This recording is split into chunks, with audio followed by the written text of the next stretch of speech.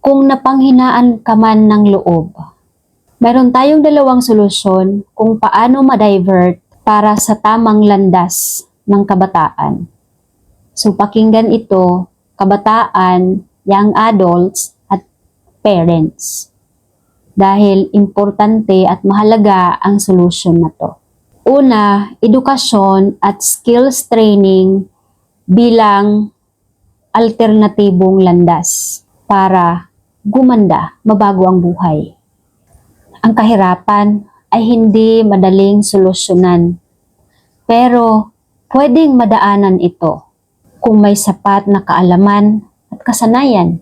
Kung ang kabataan ay ma-redirect sa online freelancing, online learning, scholarship programs, o skills training tulad ng TESDA, freelancing, at small entrepreneurship.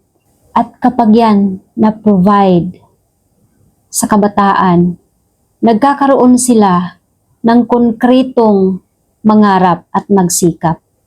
Para sa mga mas bata, pwede silang i-encourage mag-explore ng mga free resources, YouTube tutorials, DepEdAl's community workshops.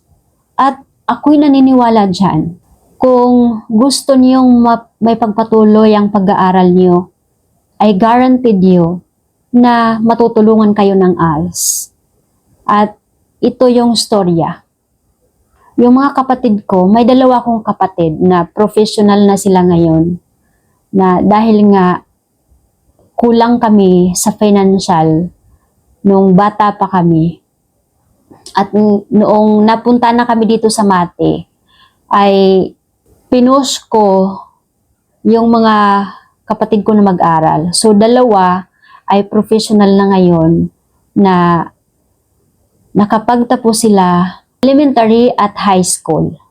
ALS sila. Graduate na sila. Kaya totoo yan. Kung alam mo, kung nawawalan ka ng pag-asa na hindi na makakapagtapos, merong pag-asa. Kung gusto mo na makapagtapos ng pag-aaral, pumunta ka sa paaralan na malapit sa inyo at mag-inquire ka kung paano mag-aral ng ALS. Kasi I guaranteed you magtatapos ka dyan talaga. Basta, pursigido ka. Kasi hanga-hanga ako sa mga kapatid ko. Kung nararamdaman man nila na hindi sila nakapagtapos sa formal na elementary at high school, pero masasabi ko, pagdating sa pag-aaral, matalino sila. Matalino sila kasi pagdating nila sa college, ay kaya nilang makipagsabayan. Kahit hindi nila nabuo yung 4 years sa high school at 6 years sa elementary, di ba? So, hanga ako sa kanila. Sobrang proud ako sa kanila dahil kaya nilang makipagsabayan. So, ngayon, professional na sila. Hanga ako sa kanila na hindi sila tumigil. Kahit gaano kahirap ang buhay, hindi sila napanghinaan ng loob na magpadala sa negatibong panahon. Diba? Yung mga oras na down tayo, negative yun eh. Negatibo yun. Ginamit nila na patunayan sa kanilang sarili na kaya ipaglaban, isulong ang pangarap kahit sa kabila ng kagipitan.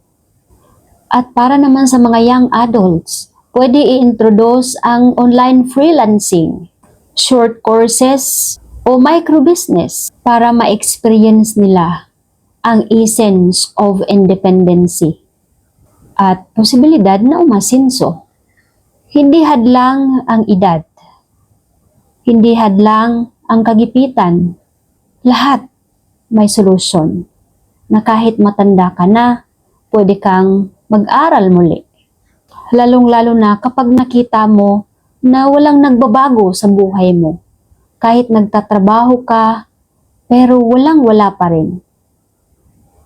Kaya naisip ko, dahil sa environment natin at sa mga tao na sinasamahan natin, ay halos pare-pareho yung kanilang pag-iisip na swerte-swerte lang ang buhay.